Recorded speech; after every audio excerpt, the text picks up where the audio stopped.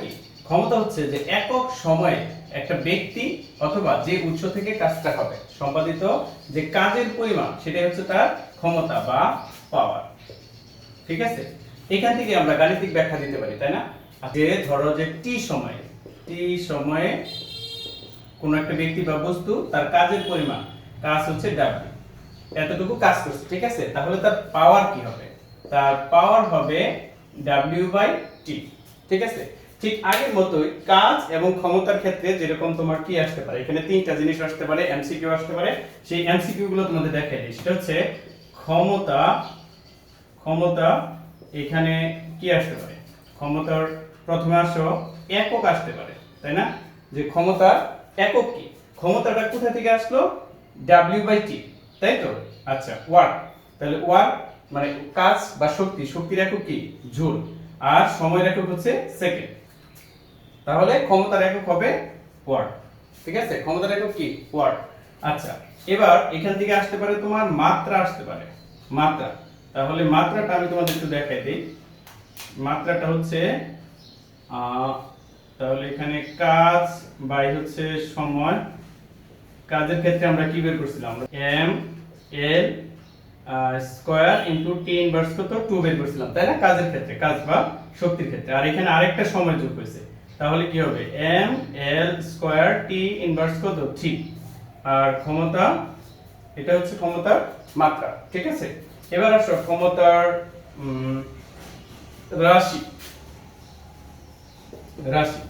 যেহেতু এই ক্ষমতার নির্দিষ্ট কোনো দিক নাই, তাই এটা স্কেলার রাশি। ঠিক আছে, আশা করি এমসিকিউ গুলো তোমাদের ক্লিয়ার হয়েছে। এবার আসো আমরা একটা গাণিতিক সমস্যা সমাধান করি। 65 কেজি ভরের এক ব্যক্তি প্রতিটি 25 সেন্টিমিটার উঁচু 20টি সিঁড়ি 10 সেকেন্ডে উঠতে পারে। তার ক্ষমতা কত? তাহলে দেখো, ক্ষমতার ক্ষেত্রে আমরা জানি P সমান W/T। আচ্ছা, W সমান দেখো আমরা জানি Fs/T। Fs কেন লিখলাম ব্যাখ্যা দিচ্ছি। আর F সমান আমরা কি জানি? mg/s/T। mg কেন লিখলাম? কারণ এখানে উঁচু শব্দটা আছে, অর্থাৎ অভিকর্ষ ত্বরণ আছে। ঠিক আছে, আচ্ছা এখানে কি কি আছে একটু দেখে নি। মানগুলো আমরা এখানে বসাই। যদি বস্তুর ভর আমি সংক্ষেপে লিখলাম 65 কেজি আছে, আর হচ্ছে তোমার এতটি সিঁড়ি অতিক্রম করবে 10 সেকেন্ডে, তাহলে t সমান দেওয়া আছে 10 সেকেন্ড, আর হচ্ছে s সমান আছে 25 সেন্টিমিটার গুণন কয়টি সিঁড়ি? 20টি সিঁড়ি, এত সেন্টিমিটার।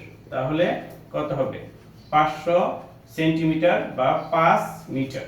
তোমার বলছে ক্ষমতা কত, তাহলে p সমান হবে ওয়াট। আমরা যদি এখানে মান বসিয়ে দেই তাহলে হবে m এর মান হচ্ছে 65 ইনটু অভিকর্ষ ত্বরণ g এর মান কিন্তু তোমাদের জানা, হ্যাঁ, মুখস্থ 9.8 ms ইনভার্স 2। এটা সবসময় ms ইনভার্স 2 হয় অভিকর্ষ ত্বরণের ক্ষেত্রে। আর 9.8 ইনটু s সমান হচ্ছে 5 আর t সমান হচ্ছে কত? 10 সেকেন্ড। আমরা যদি এটা ক্যালকুলেশন করি 318.5 ওয়াট, কারণ ক্ষমতার একক হচ্ছে ওয়াট। ঠিক আছে, এখানে তোমাদের আরেকটা বিষয় বলে নেই, তোমাদের এখানে অনেক ক্ষেত্রে একটা এমসিকিউ আসে, অশ্ব ক্ষমতা কত।